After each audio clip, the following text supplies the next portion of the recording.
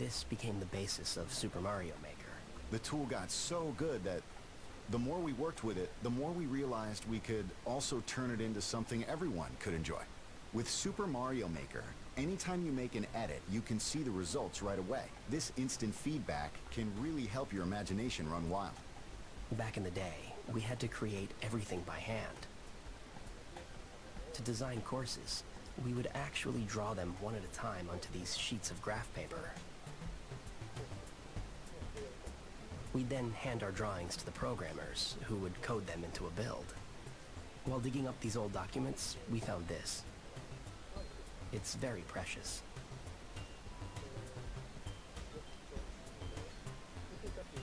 When we first thought of the idea of Super Mario Brothers, we had a concept of land, air, and sea.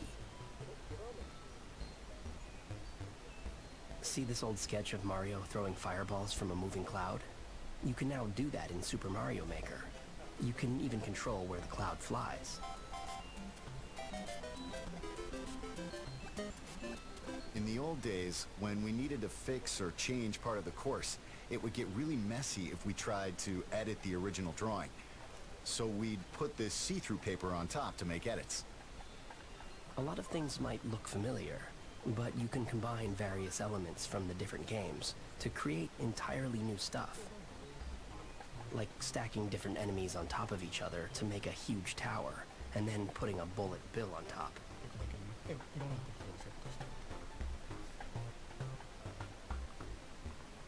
can even put things we've never placed underwater. Right, there are some enemies that don't normally appear underwater, like Goombas. When you put one underwater in Super Mario Maker, it will swim like a small shrimp. Mario can even take on the appearance of other characters. Tap a compatible amiibo, like Wii Fit Trainer, and Mario can turn into Wii Fit Trainer when he gets a mystery mushroom. It's called Costume Mario. We have a lot of these planned. To celebrate Super Mario's 30th anniversary, we're releasing an 8-bit amiibo. When you use it, your Mario in-game is going to appear a bit bigger. The amiibo itself is pretty big too, to reflect the effect in the game. There's also a Super Mario Maker booklet. The booklet has a lot of sample courses. It's really fun just looking at them, as if this is what would happen if you design the world of Mario in real life.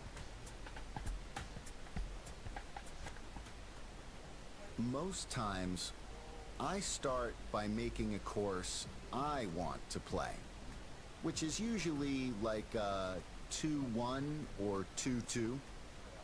Once that's done, we try to make it a little easier, so we move on to making 1-1.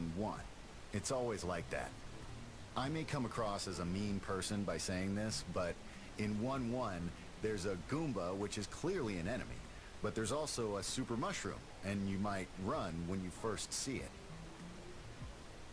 You run, but there's a block above, so you can't run. So if you jump, the ceiling is low, so you usually hit it.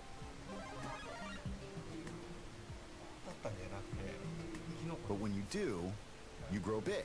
It's a surprise.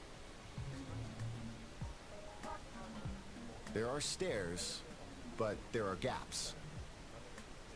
But the first gap has a floor, and the second one is the one you want to avoid because it's bottomless. So it's a tutorial in a sense.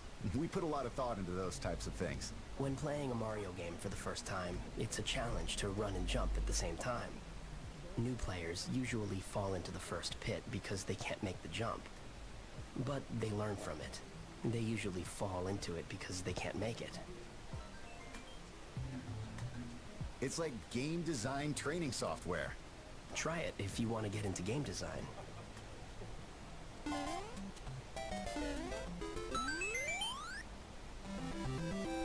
With enough practice, anyone can become a good course designer.